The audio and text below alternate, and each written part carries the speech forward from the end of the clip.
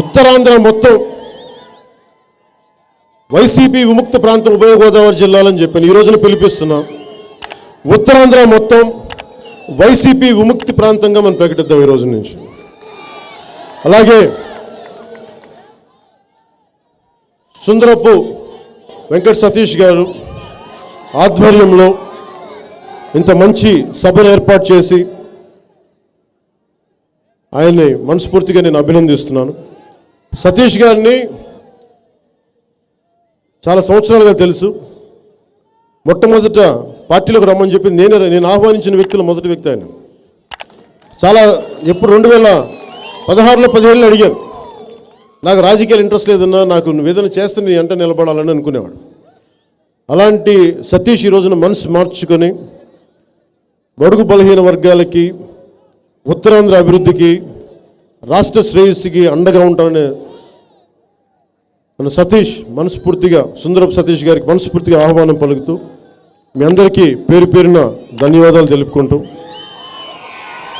ఇందాక దారిలో వస్తూ ఉంటే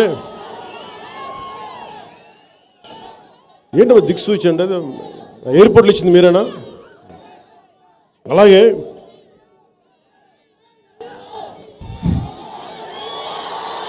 ఉపాధి అవకాశాలకు కానీ అభివృద్ధికి కానీ కులం మతం మన దగ్గర ప్రయారిటీ నేను చూస్తాను. అందరూ సమానంగానే చూస్తున్నాను, ఖచ్చితంగా చెప్తున్నాను. అలాగే ఇందాక దారిలో వస్తూ ఉంటే ఒక కుర్రాడు బైక్లో ఇలా చూపిస్తూ ఉన్నాడు. నాకు అర్థం కాల, ఏంటి ఇలా ఇలా ఇలా అంటున్నాడు. ఏంటి అర్థం అది? ఇంకా నేను 100 రోజులు అనుకున్నాను, కాదా 3 నెలలేనా? ఈ ముఖ్యంగా రైతాంగానికి, తుఫాను వల్ల నష్టపోయిన రైతాంగానికి ఈ విశాఖపట్నం సభా వేదికగా మనస్ఫూర్తిగా నా ప్రగాఢ సానుభూతిని తెలియజేస్తా ఉన్నాను. ఒక 3 నెలలు ఓపిక పట్టండి. 3 నెలలు